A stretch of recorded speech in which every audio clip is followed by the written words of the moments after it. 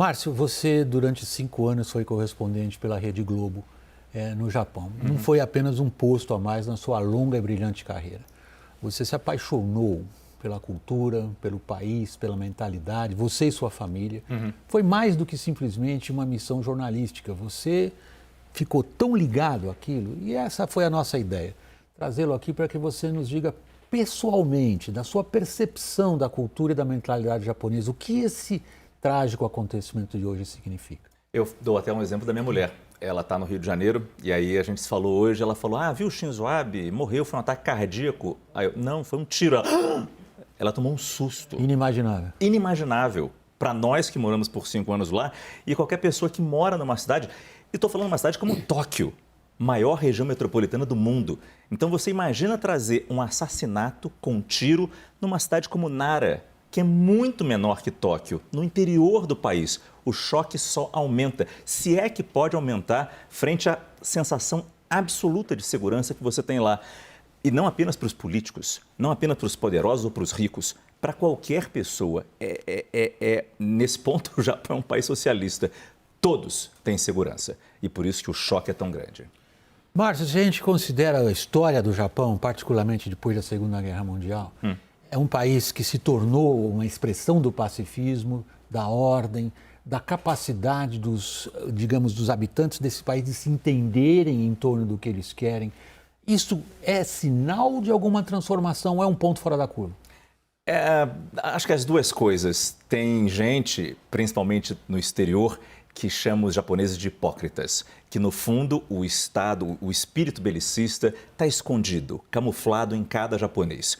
Eu sinceramente não acredito nisso. Ou não acredito nisso na maioria da população japonesa, que continua votando para, por exemplo, manter o artigo 9 da Constituição, que é aquele artigo que diz: o Japão não pode ter um exército, o Japão não pode atacar. O Japão só pode se defender se for atacado. Esse era justamente um dos pontos que o Shinzo Abe queria mudar. E a população, na sua maioria, é contra essa mudança. Mas é verdade, ele sempre teve apoio da população. O partido dele, o Liberal Democrata, sempre foi reeleito. Tinha votações muito fortes. É o partido mais forte agora.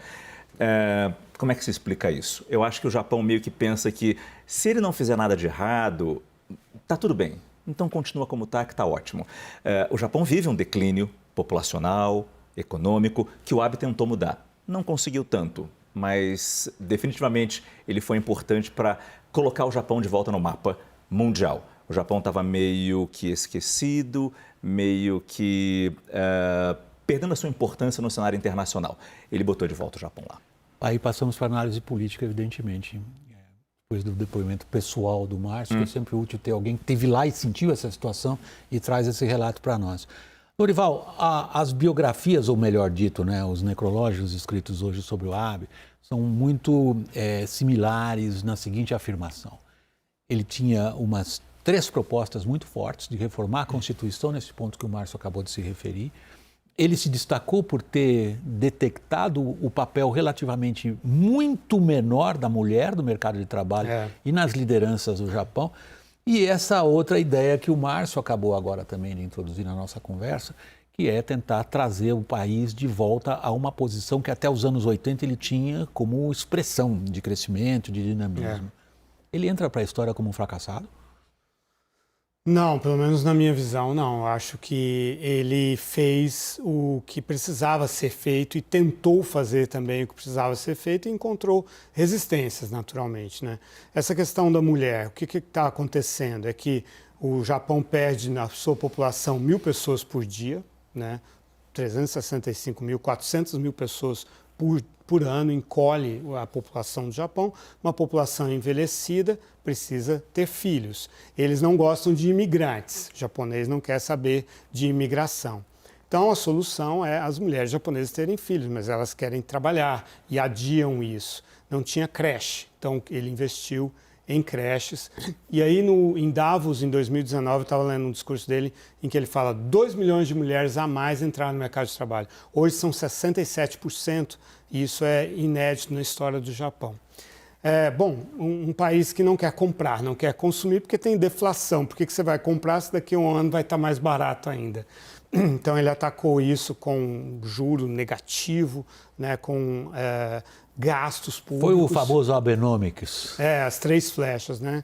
Liquidez, gastos públicos e reformas estruturais. Enfrentou resistências também, fazer as pessoas mais velhas trabalharem, assim por diante. Enfim, nós aqui no Brasil conhecemos parte dessas dificuldades, dessas resistências, e nesse sentido eu acho que ele conquistou muito mais do que a média dos governantes japoneses, com certeza, e do resto do mundo também. Deixa eu aproveitar a presença do Márcio aqui, Lorival, e trazer exatamente esse ponto. Foi quando você trabalhou lá como jornalista que ele demonstrou todo esse empenho em mudar o papel da mulher, praticamente mudar o papel da mulher na sociedade. Como é que você viu isso naquela época, Márcio? A mulher que é muito bem formada lá, tem um alto nível educacional, mas não consegue trabalhar. Existe uma resistência, em cima um pouco do que o Lorival falou, um machismo em parte da sociedade ainda, e a dificuldade de ter creche para essas crianças. Onde é que as crianças vão ficar enquanto a mulher trabalha? Ele tentou mudar isso. Eu não sei se ele conseguiu tanto assim, mas eu acho que só ele mostrar esse esforço que sinceramente ele fez, eu acho que isso já tocou o coração das pessoas. E ele conseguiu se aproximar mais e conseguir bons resultados ao longo das eleições que ele disputou, que o partido disputou. Um outro aspecto que o Márcio já havia levantado e você também abordou, Lorival, tem a ver com a posição internacional do Japão. Abe foi um dedicado globetrotter internacional. Ele, para os padrões japoneses, e eu gostaria de ouvir a sua análise, ele demonstrou uma enorme atividade diplomática em todos os sentidos. Os resultados não parecem ter sido, de novo, aqueles que ele esperava obter, sobretudo em relação à Rússia, Coreia e China. Ele foi criticado porque ele, vou usar uma palavra, ele paparicava o Vladimir Putin, eles têm um contencioso territorial e não conseguiu resolver a questão. Ele paparicou muito o Donald Trump, deixava o Trump ganhar os jogos de golfe, né? Foi ele que foi o primeiro a visitar o Trump, recém-eleito, jogava golfe, eles eram personalidades muito diferentes, ele tentava agradar o Trump. No entanto, o Trump veio, quadruplicou o preço das tropas americanas no Japão e ameaçou impor tarifas contra os automóveis japoneses, e para não fazer isso, então, firmou um acordo comercial muito mais favorável aos Estados Unidos.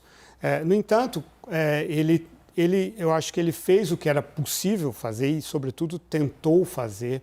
Ele sofria de retocolite, que é uma doença que tem...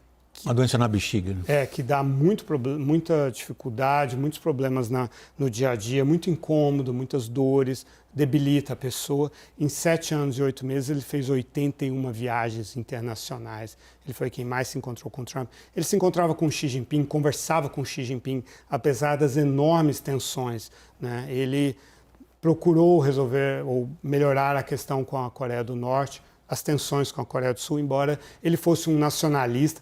É interessante, é uma figura complexa, porque ele era muito firme como um nacionalista, né? Ele não cedeu com relação ao passado nas relações com a Coreia do Sul, mas ele tentava mostrar que ele não tinha uma posição hostil. Como é que você viveu esse período? O nacionalismo, quando a gente fala de países que perderam a Segunda Guerra Mundial, quando a gente fala de uma Alemanha, por exemplo, e especificamente no seu caso, Márcio, você que acompanhou esse processo todo político e cultural lá naquele país, quando se fala no nacionalismo do Japão, imediatamente vem memórias muito fortes em relação à culpa da Segunda Guerra Mundial, admitir ou não o que foi feito. No caso da China é gravíssimo, porque precede a Segunda Guerra Mundial um dos episódios mais traumáticos na história da Ásia, e por parte dos exércitos japoneses. Como é que foi a sua percepção desse fenômeno do nacionalismo? Principalmente nascido e estimulado pelo partido de Abe, há manifestações quase que diárias em diferentes pontos de Tóquio. Às vezes você está em casa vendo televisão ou lendo alguma coisa, você ouve uma música altíssima, uma buzina enorme, é um caminhão, como se fosse um trio elétrico passando na sua porta com aquela bandeira dos raios do tempo da guerra, bandeira imperial, né? A bandeira imperial japonesa, e botando música nacionalista, o hino japonês, todos ligados ao Partido Liberal ou ao lado mais direito ainda do Partido Liberal. É muito forte ainda, muito forte. A mesma coisa acontece na Coreia do Sul, em Seul, que exatamente são os dois opostos. Em cima do que você fala, se Shinzo Abe tentou se aproximar mais de China, Coreia do Sul, eu acho que a resistência era maior por parte de chineses e sul-coreanos, que viveram as atrocidades cometidas pelos japoneses antes da Segunda Guerra Mundial. A resistência e as tensões, na época que eu estive lá, eram muito fortes, vinham mais disso, entendeu? Das lembranças do passado do que do esforço para tentar fazer as pazes. Por último, Lorival, para a gente arredondar a nossa conversa, outro ponto também que o Márcio já havia trazido na sua frase, logo na sua primeira resposta, trazer o Japão de novo para o mapa internacional, de uma posição de destaque que já havia ocupado anteriormente. O slogan do Abe era Japan is back. O Japão voltou.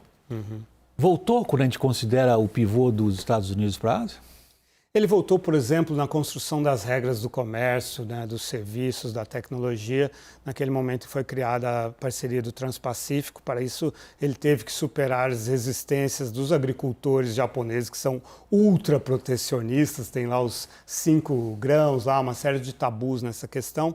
E ele, quando Donald Trump se retirou da parceria do Transpacífico, que foi toda desenhada exatamente para excluir a China da construção dessas novas regras, ele teve uma liderança muito importante. Eu acho que nesses aspectos da geoeconomia é que o Shinzo Abe brilhou mais.